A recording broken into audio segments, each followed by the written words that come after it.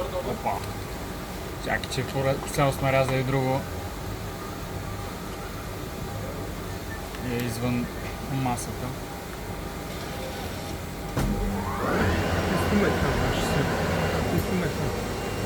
Да, малко тук сме наблизо един от друг и...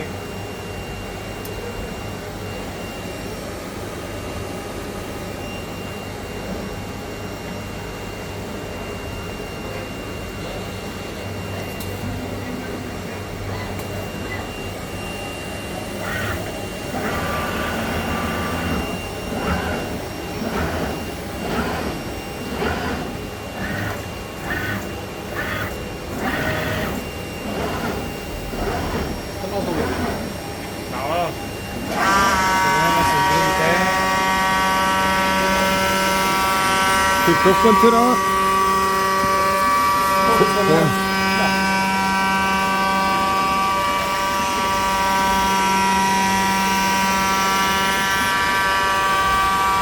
Понеже рипа е по-голяма от колкото му масата, ще го премести и ще продължи да го реже.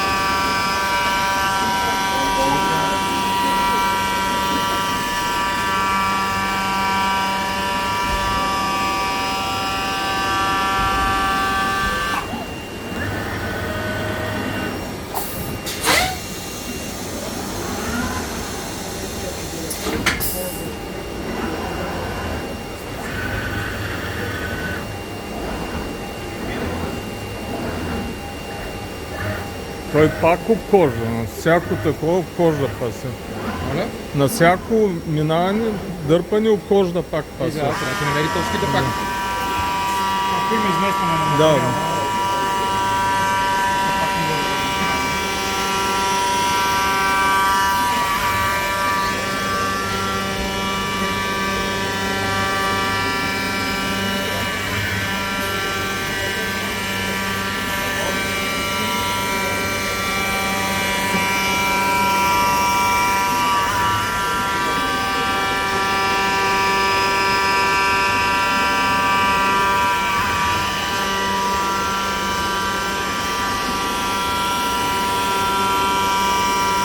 Това е по-хубаво да се правят ферипове, които ще са горе-долу познани на масата.